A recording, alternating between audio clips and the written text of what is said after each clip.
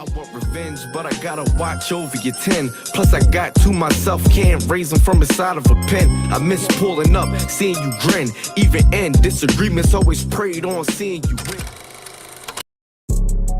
Alright y'all, we back with another one. Today we gonna talk about the Made for Men Barbershop double homicide. Rest in peace to Damon Gist Jr. and Darnell Evans Sr. Rest in peace. Alright, this story takes place in Wilmington, Delaware on March 9th, 2001. This is definitely a throwback. On March 9th, sometime around 8:30 p.m., you had three homies riding around: Chauncey, Frank, and Gaines. Sterling was in the front passenger seat, and behind him was Gaines. As they drove past the Made for Men Barbershop, Sterling thought he saw Evans inside. According to Gaines, Sterling and Frank discussed whether Evans was the person in the barbershop, while Frank circled back to pass the barbershop again. Sterling said that if it was Evans, he would put in some work. On the second pass, Frank said it was Evans in the barbershop. Frank parked the car behind the barbershop on 5th Street between Market and Shipley. Once the car was parked, Sterling got out of the car and removed his jacket.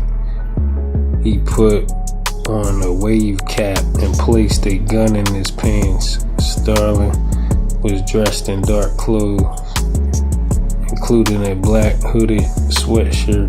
Sterling walked down the street to Shipley Street and turned toward Market Street. Frank and Gaines stayed in the car. Darnell was seated in the first barber chair on the right, closest to the entrance. His girlfriend seated next to him. Somebody saw a person walking on the sidewalk dressed in all black and holding a gun. Several people heard a shot fired from outside the barber shop, just before the front window shattered. The shop owner was hit by flying glass. A person dressed in black with a mask covering his face except his eyes came into the barber shop. The gunman shot at Evans, who tried to flee toward the rear of the shop. The gunman continued to shoot at Evans. Evans fell to the floor at the back of the shop. The shooter followed Evans, stood over him, and shot him twice in the head. The gunman fled out the front door. Evans had been shot 5 times. DJ, who had been shot in the jaw, ran to his father with blood running from his mouth. Shop owner followed the shooter out of the barber shop to the corner of 4th and Shipley.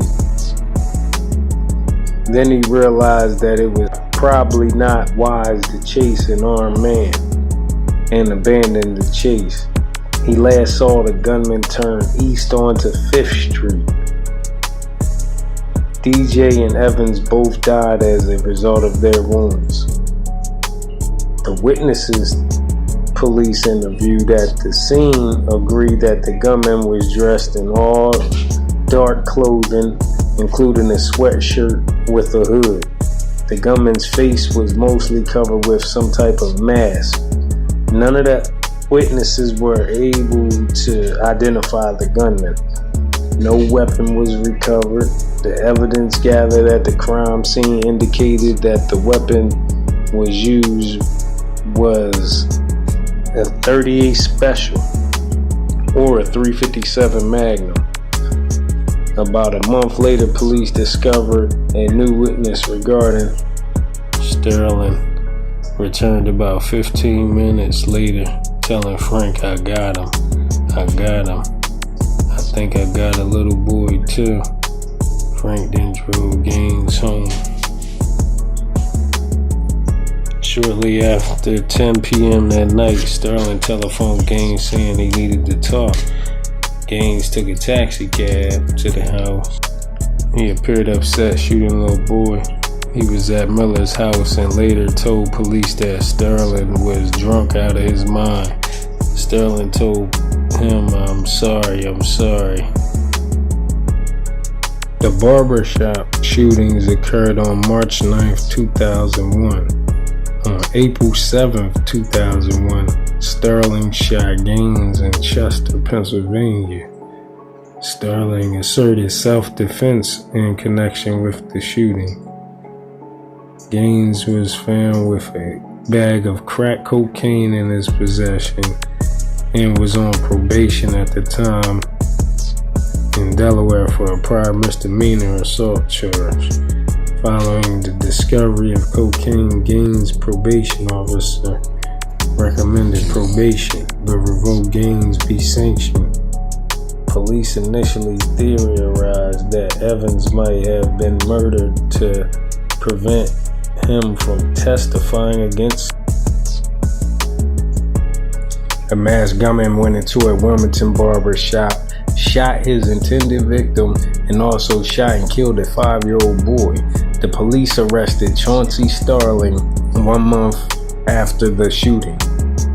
When the state's key witness identified Sterling as the shooter in 2003, the state tried Sterling for first-degree murder, conspiracy, and related weapons charges. No physical evidence linked Sterling to the crime. Instead, the state relied primarily on the testimony of the star witness.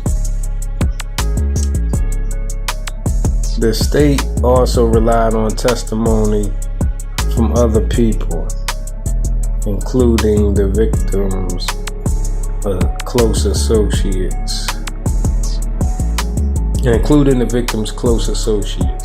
who identified Sterling as the shooter based on his eyes. A Supreme Court jury convicted Sterling of all charges, and the judge sentenced him to death.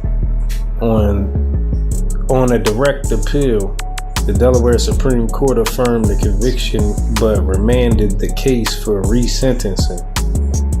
After remand, the Superior Court again sentenced Sterling to death. The Supreme Court again affirmed the death sentences. Sterling then moved for post-conviction relief, claiming that his trial counsel was ineffective, that the state failed to disclose exculpatory evidence, that prosecution engaged in misconduct at trial. Following years of discovery, evidentiary hearings, and briefing, the Superior Court denied Sterling's motion and his appeal followed.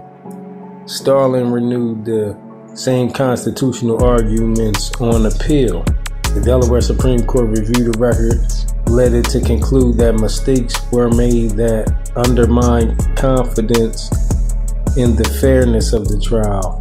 The cumulative effect of these errors lead the court to conclude that there was a reasonable probability that the outcome of the trial would have been different without the errors. Therefore, Sterling's conviction was reversed and his case remanded for a new trial.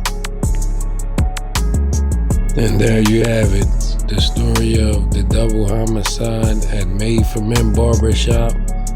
Rest in peace to Damon Gist Jr. and Darnell Evans Sr.